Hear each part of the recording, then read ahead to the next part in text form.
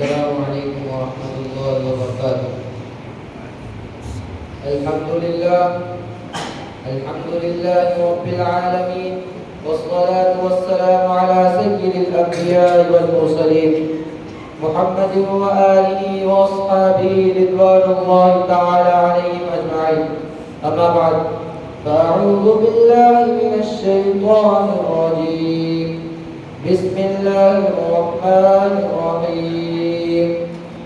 إنا نحن نزلنا الذكر وإنا له لحافظون. وقال رسول الله صلى الله عليه وسلم: خيركم من تعلم القرآن وعلمه، أو كما قال عليه الصلاة والسلام. مسلمانوں نہ گھبراؤ، خدا کی شان باقی ہے. مسلمانوں نہ گھبراؤ، خدا کی شان باقی ہے. ابھی اسلام زندہ ہے، ابھی قرآن باقی ہے. برادران اسلام اور محترم سامعین اکرام، میں اس پرنور اور متبرک محفل میں متبرک کتاب قرآن کریم کی عظمت و فضیلت پر روشنی ڈالنے کی جسارت کر رہا ہوں. میں اس سرچشمے رشد و ہدایت اور منبع حکمت و شریعت کا تذکرہ کر رہا ہوں، جس کی حفاظت کی ذمہ داری رب کائنات نے دی ہے. ارشاد سبحانی ہے: اِنَّا نَحْنُ نَزَّلْنَا الذِّكْرَ وَإِنَّا لَهُ لَحَافِظُونَ. ترجمہ: ہم ہی نے قرآن کو نازل کیا اور ہم اس کی حفاظت کرنے والے ہیں. امید ہے آپ حضرات کا غور سماعت فرمائیں گے اور اللہ نے احکام قرآنیہ کی معرفت عطا فرمائے. آمین. جب اہل مکہ نے قرآن کریم کو کلام اللہ کے خطاب سے نہیں نوازا اور معجزہ ہونے کا انکار کر دیا، اس کتاب کا انکار کیا جس کے بارے میں ارشاد ربانی ہے: لا ریب فیہ، اس میں کوئی شک نہیں، تو رب کائنات نے تمام فصیح عرب و بلغاء عرب سے تحدی اور چیلنج کیا کہ تم ایک دو نہیں بلکہ بہت سارے مل کر بھی اس قرآن جیسی ایک چھوٹی سی آیت نہیں لا سکتے. اگر تم اپنے قول پر صادق ہو تو لا کر دکھاؤ. قرآن نے اس طرح نقشہ کھینچا ہے: وَإِن كُنتُمْ فِي رَيْبٍ مِّمَّا نَزَّلْنَا عَلَىٰ عَبْدِنَا فَأْتُوا بِسُورَةٍ مِّن مِّثْلِهِ. ترجمہ: اگر تم لوگ اس چیز میں شک کرتے ہو جو ہم نے اپنے بندے محمد صلی اللہ علیہ وسلم پر نازل کیا تو تم اس کے جیسی ایک چھوٹی سی صورت لا کر پیش کر دو. فصیح عرب نے لاکھ کوششیں کی لیکن آخر میں عجز کا اظہار کیا. جب امرؤ القیس جو عربی کا بہت بڑا شاعر تھا، جب اس نے انا اعطیناک الکوثر کی صورت باب کعبہ پر دیکھا تو پکار اٹھا: خدا کی قسم، یہ کلام کسی بشر کا کلام نہیں. شہدائے اسلام، آئیے میں آپ حضرات کو عظمت قرآن سناتا ہوں. جب کسی آدمی کے بارے میں یہ اندازہ لگانا چاہے کہ وہ عاصی ہے یا نیک بخت، یہ صادق ہے یا کاذب، تو اس کے متعلقین پر نظر ڈالے.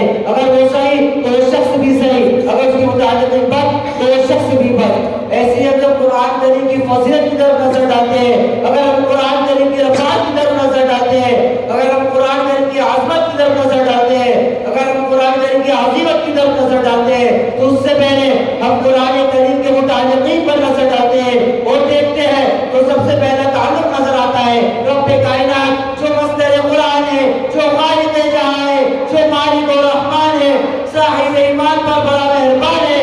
یہی ہمارا ایمان ہے.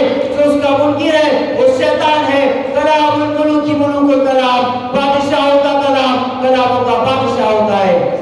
لہذا یہ پتہ چلا کہ قرآن سب سے اعلیٰ ہے، قرآن سب سے ارفع ہے. قرآن کریم کو دوسری کتابوں پر فضیلت حاصل ہے. آئیے اور آگے چلتے ہیں.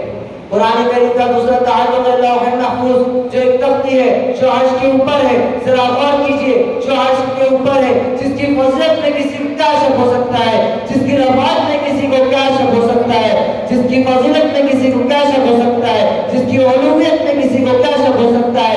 اعلیٰ کا مقام شے کے لیے اعلیٰ کا مقام تجویز کیا گیا، وہ لوح محفوظ ہے. آئیے اور متعلقین پر نظر ڈالتے ہیں. قرآن کریم کا تیسرا متعلق ہے لیلۃ القدر، اس لیے کہ لوح محفوظ سے قرآن کریم کو آسمان دنیا پر اسی رات میں لایا گیا. وہ لوح محفوظ ہے. اس میں نہ جبرائیل واسطہ ہے، اس میں نہ میکائیل واسطہ ہے، اس میں نہ اسرائیل واسطہ ہے، اس میں نہ اسرافیل واسطہ ہے.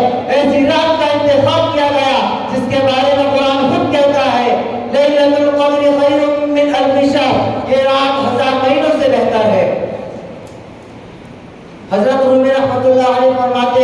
اگر تم اپنی آنکھوں سے دیکھو گے تو تمہیں الفاظ نظر آئے گا، دماغ سے دیکھو گے تو علم نظر آئے گا۔ اگر تم اپنی آنکھوں سے دیکھو گے تو تمہیں الفاظ نظر آئے گا، دماغ سے دیکھو گے تو علم نظر آئے گا۔ اگر تم اپنے دل سے دیکھو گے تو تمہیں محبت نظر آئے گی، اگر تم اپنی روح سے دیکھو گے تو تمہیں خدا نظر آئے گا۔ عزیزان ملت، اور آگے چلے، قرآن کریم کا چوتھا تعلق ہے حضرت جبرائیل جو سید الملائکہ ہے، جس کو تمام فرشتوں پر فوقیت حاصل ہے، جس کے بارے میں قرآن نے رسول کریم کا خطاب دیا، قوت والا، عرش کے مالک کے پاس درجہ پانے والا کہا، جس کے بارے میں قرآن نے کہا ذی قوت عند ذی العرش مکین، سب کا مانا ہوا وہاں کا معتبر کہا۔ اس فرشتے کی فضیلت میں کوئی شک کر سکتا ہے جس کو قرآن نے عزت والا قرار دیا، جس کو قرآن نے قوت والا قرار دیا، جس کو قرآن نے خدا کے بعد درجہ پانے والا قرار دیا، جس کو قرآن نے تحقیر امانت قرار دیا۔ قرآن کریم کا یہ تعلق بھی عظیم ورما ہے جس سے قرآن کریم کی عظمت، فضیلت، رفعت اظہر من الشمس ہوتی ہے۔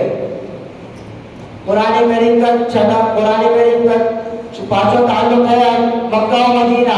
یہ زمین کا وہ حصہ ہے جہاں سے زمین کی ابتدا ہوئی، جو زمین تمام زمینوں سے زیادہ فضیلت رکھتی ہے، جہاں پر جنگ و جدال کرنا حرام ہے، یہ جگہ دارالامن ہے۔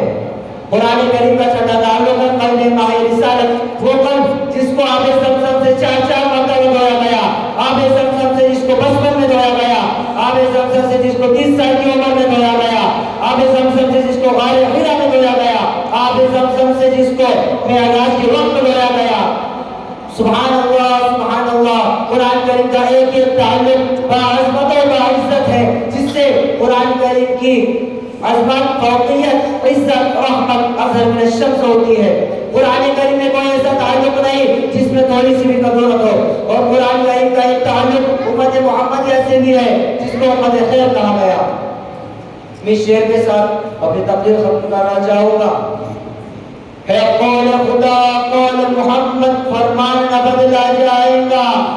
ہے قول خدا قول محمد، فرمان نہ بدلا جائے گا۔